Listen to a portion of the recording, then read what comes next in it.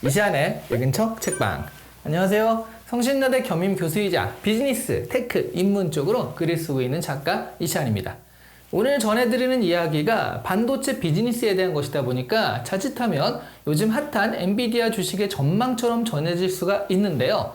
반도체 비즈니스의 현황이다 보니까 충분히 그럴 수 있습니다. 하지만 주식이라는 게요, 아시다시피 논리나 기술, 업황 이런 것만 가지고 말할 수 있는 것은 아니고요. 다분히 심리적인 것이니까 반드시라고 할 수는 없다는 점 명심하셔야 됩니다. 그러니까 기술적으로, 미래적으로 보면 이렇게 되는 게 정상이구나 정도로 참고용으로만 받아들이셔야 합니다.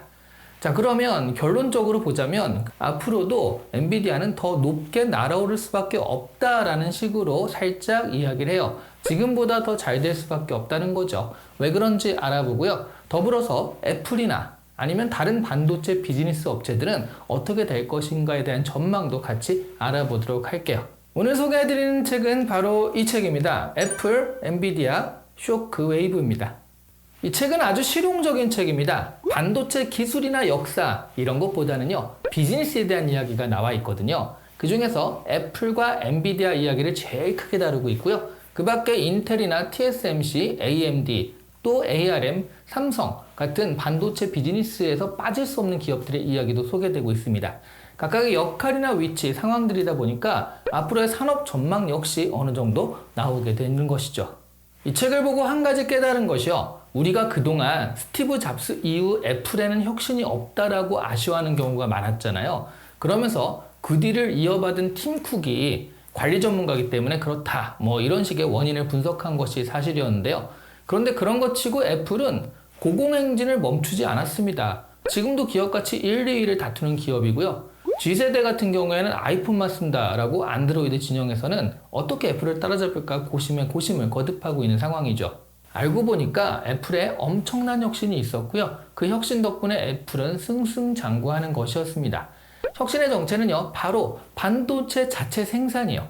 외부적으로 티가 나는 것이 아니다 보니까 대중들이 보기에는 혁신이 없다라고 느낀 것인데요. 내부적으로는 완전하게 혁신한 것이 없습니다. 원래 외주 물품을 쓰던 것을요, 애플이 자체 생산함으로써 애플의 스마트폰에 최적화된 반도체를 생산해내기 시작한 것이거든요. 고전력 PC용이 아닌 저전력 스마트 기기용 반도체에 대한 경험과 실적을 쌓아가면서 애플은 점점 자체 생산해내는 A와 M 시리즈 칩에 대한 경쟁력을 가지게 된 것이죠. 애플의 반도체 기본 설계 외주를 하는 것이 ARM이고요. 그리고 이 설계대로 주문 생산하는 곳이 TSMC입니다. 이 두 기업이 최근 들어 잘 나가는 반도체 비즈니스 기업으로 자꾸 이름이 언급되는 이유예요. 아이폰, 아이패드, 맥북 등 지구상 스마트 기기의 30% 정도를 차지하는 애플의 핵심 부품을 만들어내는데 일조하는 곳이니까요. 애플이 한동안 AI 경쟁이 뒤처진 느낌이어서 이제 애플도 한물 간 것 아닌가 생각하는 분이 있으시다면 그건 섣부른 오판이다 라고 말씀드릴 수 있을 것 같습니다. 이번에는 엔비디아를 살펴보도록 할게요. 엔비디아는요, 처음에 게임 그래픽용 GPU로 출발을 했는데 이 GPU라는 것은 기존의 PC에 들어가는 CPU와는 근본적으로 다릅니다. 간단하게 예를 들자면 CPU로 내비게이션의 경로를 계산한다고 치면요, 5가지 경로가 있다 치면 이 5가지 경로를 하나하나 이렇게 다 가보고 시뮬레이션 해보는 거예요. 그 중에 다 가보니까 제일 적게 걸리는 시간이 이거구나 라고 표시하는 게 기존 CPU의 사용이었다면, 반면 이것을 GPU로 하게 되면요, 동시에 5가지 길을 한꺼번에 가는 겁니다. 갔다가 왔다 갔다 왔다 해서 이렇게 하는 게 아니라 한꺼번에 빡 가는 거예요. 그 중에 얘가 제일 먼저 도착했다. 그러면 이 길이 표시가 되는 것이죠. 그런데 이게 5가지 길이면 큰 차이가 안 나겠지만 이 길이 10,000가지 길이다, 1,000,000가지 길이다 라고 한다면 그 시간에서 큰 차이가 날 수밖에 없죠. 그래서 GPU는 병렬적인 작업을 처리할 때 효과적입니다. 하지만 그러다 보니까 전력이 많이 들어가고요, 비싸질 수밖에 없는 거죠. 처음에 GPU는요, 게임을 위해 그래픽을 좋게 하려고 그래픽 카드에 주로 쓰였습니다. 그래서 엔비디아는요, 조립 PC를 맞춰줄 수 있는 정도의 지식 수준이 있는 컴퓨터 매니아들, 이런 사람들이 아는 그런 브랜드였거든요. 그런데 이 GPU들을 병렬로 연결하면요, AI의 동작에 매우 효과적이라는 것을 제프리 힌턴과 그의 연구팀이 알아내게 됩니다. 재미있는 일화가 하나 있는데요. AI계의 4대 천왕 중에 하나라는 제프리 힌턴은요, GPU를 AI 연구에 사용할 생각을 하면서 이때 엔비디아에 이메일을 하나 보냈어요. AI 연구에 엔비디아 GPU를 사용하면 좋다는 이야기를 동료학자 1000명에게 했는데요. 그러니까 연구용으로 GPU 하나만 공짜로 보내줄 수 없겠냐 이렇게 말이죠.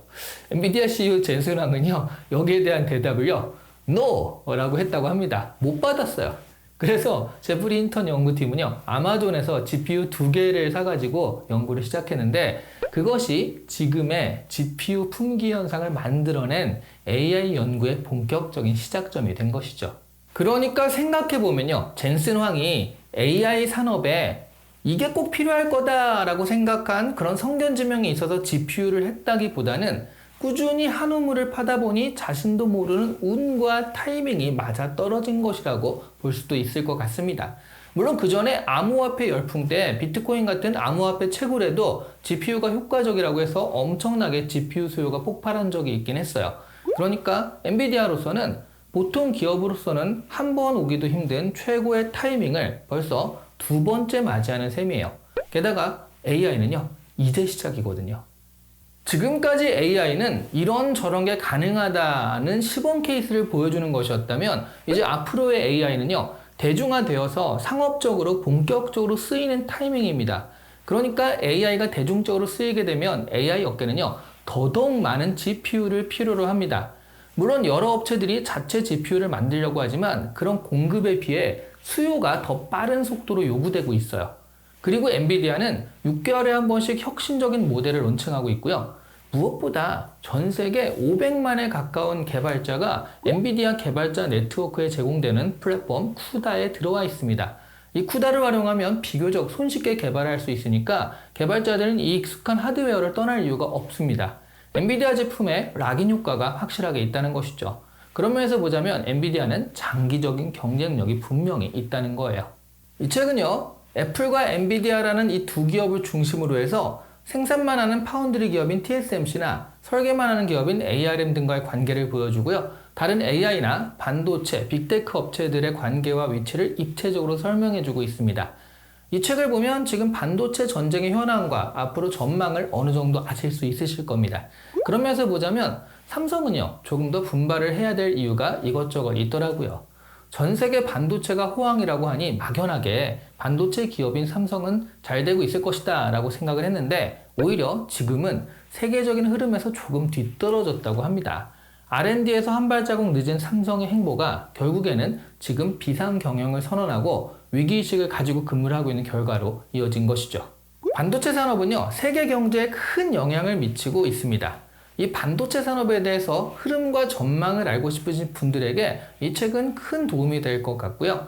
그러다 보니까 개별 기업의 투자에 대해서 관심 있으신 분들에게도 아마 도움이 될 거예요. 다만 다시 한번 말씀드리지만 투자는 논리보다는 심리라는 것, 그래서 참고만 하셔야 된다는 것을 명심을 하시면서 보셔야 합니다. 오늘 이 시간에 읽은 척 책방은 애플, 엔비디아 쇼크 웨이브였습니다. 반도체 관련 책은 평소에 기술적인 책만 보다가 이렇게 비즈니스 책을 보니까 굉장히 재미있네요.